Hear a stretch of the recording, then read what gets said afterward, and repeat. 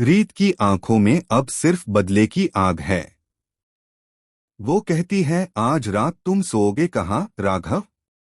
क्योंकि अब तुम्हारी नींद, तुम्हारा चैन और तुम्हारा सब कुछ मैं छीन लूंगी।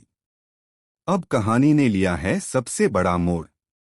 रीत ने वो कर दिखाया जो किसी ने सोचा भी नहीं था।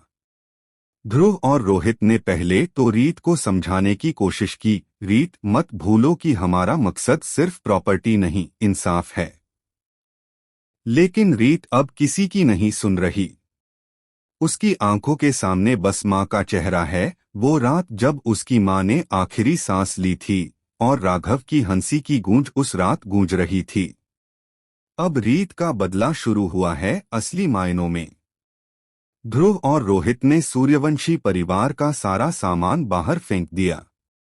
घर के आंगन में शोर है, गुस्सा है और राघव की बेबसी भी। 2 कमरे तुम्हारे हिस्से में हैं, रीत ने कहा, बाकी घर अब हमारा है। राघव ने गुस्से में कहा, मुझे इस घर में रहना ही नहीं। और फिर हुआ वो सीन जिसने सबको हिला दिया। राघव अपनी कार में जाकर बैठा, दरवाजा बंद किया और तभी बाहर से रीत ने शांत चेहरा लेकर पटाखे रख दिए। और धड़ाम, पूरा इलाका गूंज उठा धमाके से। राघव की कार जलकर राख हो गई। रीत दूर खड़ी बस देखती रही, आंखों में ठंडा बदला और होठों पर ठंडी मुस्कान। अब बताओ राघव, घर छोड़ा, गाड़ी गई, अब सोओगे कहाँ? सबके चेहरे पर हैरानी थी, पर रीत की आंखों में सुकून। 0:45। लेकिन यहीं खत्म नहीं होती कहानी। राघव जख्मी हालत में सड़क पर गिरता है और तभी वहां आ जाती है उन्नति, वही उन्नति जिसने पहले ध्रुव को धोखा दिया था। वो राघव को देखकर रो पड़ती है। मैंने जो किया वो मजबूरी थी राघव, लेकिन अब मैं तुम्हारे साथ हूं। रीत दूर से यह सब देख रही थी। उसके अंदर की आग और भड़क उठती है।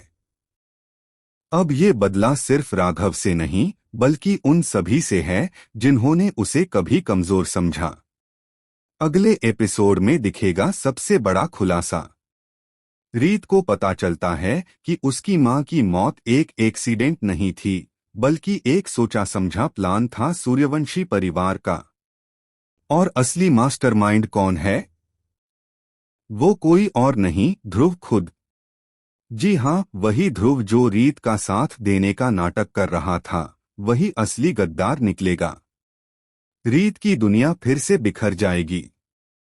वो सोचती थी कि अब सब ठीक हो जाएगा, लेकिन अब उसे समझ आता है कि खेल तो अब